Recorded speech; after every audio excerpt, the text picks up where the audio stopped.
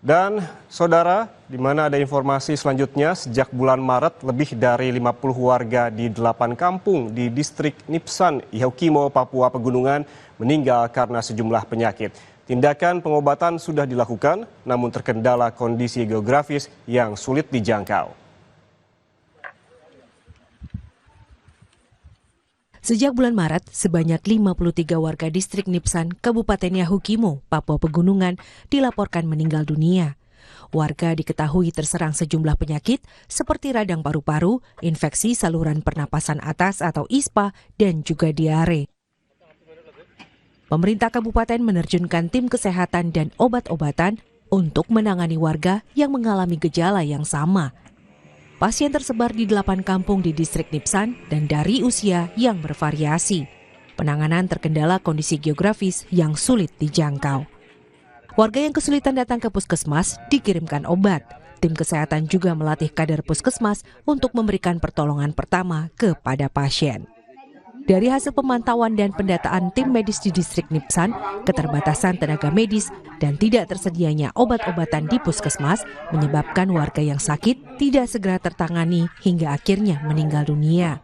Warga yang abai menjaga kebersihan dinilai ikut mempercepat penyebaran penyakit dan memperburuk kondisi kesehatan warga. Ini karena tidak ditangani secara cepat, mungkin dalam beberapa waktu lalu karena kekurangan obat atau fasilitas medis, tenaga medis maupun obat-obatan, sehingga dia berkembang cepat sampai ke infeksi di seluruh paru-paru. Akhirnya pasien-pasien ini atau kita punya masyarakat ini meninggal karena itu.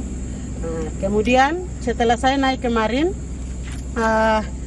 kami memang masih temukan pasien sesak masih sangat banyak, dan karena lokasi puskesmas ini kami turun satu titik di atas itu memang banyak daerah atau sekitar 13 gereja dan 8 pustu. Ini memang lokasinya sangat jauh, jadi yang bisa datang saja yang pasien yang bisa masih kuat datang yang kami layani. Selain di distrik Nipsan, sejumlah warga yang menderita radang paru-paru, ISPA, dan diare juga terjadi di distrik Kelambo. Pemerintah Kabupaten Yahukimo telah mengirimkan tenaga medis dan obat-obatan dalam 5 tahap ke wilayah ini dan kondisi warga berangsur membaik.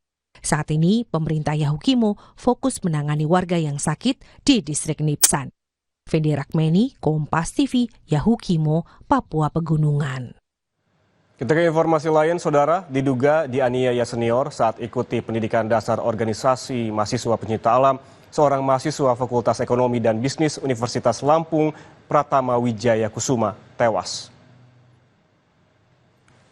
Diksar diikuti 6 mahasiswa pada tanggal 10 hingga 14 November 2024 lalu, ini di Desa Talang Mulia, Kabupaten Pesawaran, Lampung.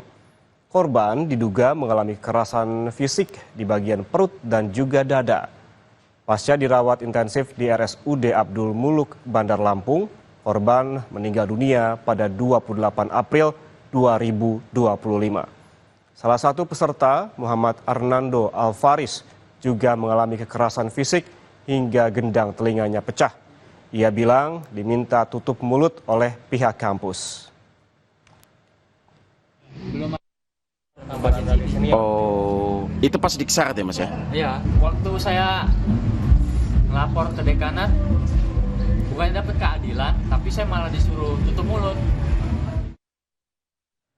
Sejumlah mahasiswa Fakultas Ekonomi dan Bisnis Unila menggelar aksi unjuk rasa sebagai bentuk solidaritas pasca meninggalnya Pratama Wijaya Kusuma. Mereka menuntut Rektor dan Dekan FEB Unila bertanggung jawab atas meninggalnya Pratama akibat kekerasan fisik yang dilakukan oleh seniornya. Untuk korban lain, khususnya yang 4-nya tadi ya, itu mereka pasti kena mentalnya. Mereka mulai kuliah itu takut-takut membuka diri. Mereka untuk ketemu senior-senior dari Ormawa itu takut karena selalu diancam bahwa jangan sampai mereka ini menuntut, bahkan jangan sampai mereka ini cerita. Jelang Hari Raya Idul Adha, penjual hewan kurban dadakan banyak bermunculan. Seperti di Kota Malang, ada salah satu lapak pedagang hewan kurban yang khusus menyediakan kambing dengan ukuran jumbo. Informasi selengkapnya kami hadirkan seusai jeda. Tetaplah bersama kami.